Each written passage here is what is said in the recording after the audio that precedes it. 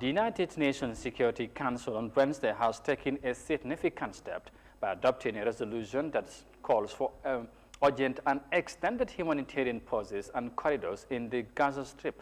Now, this resolution, which was drafted by Malta, has received strong support with 12 votes in favor.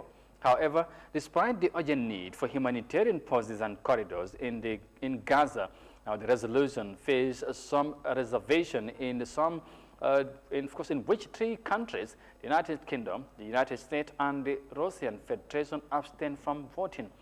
Yahya Jammeh has more details of that in this report.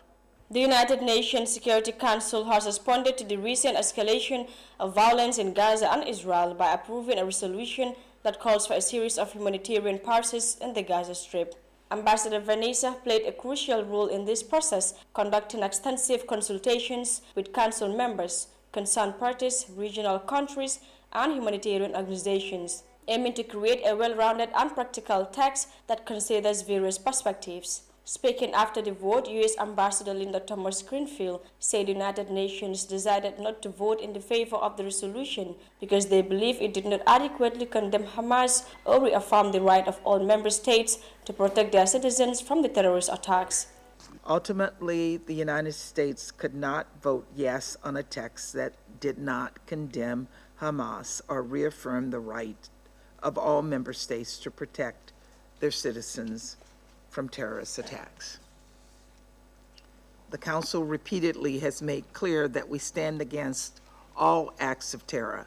This horrific attack must be no exception.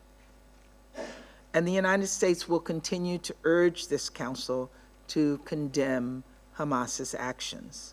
Russian Ambassador Vasily also expressed to the Council that from the very beginning of the current escalation in the Israel-Palestinian conflict, the delegation of the United States has sabotaged any attempts. From the very beginning of the current escalation in the Israeli-Palestinian conflict, the delegation of the United States has sabotaged any attempts to develop a balanced and politicized document aimed at adopting realistic and urgent steps to de-escalate the situation.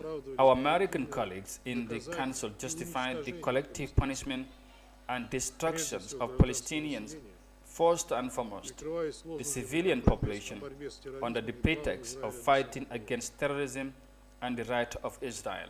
The text of the resolution by the United Nations Security Council demands compliance with international law, especially the protection of civilians, especially children.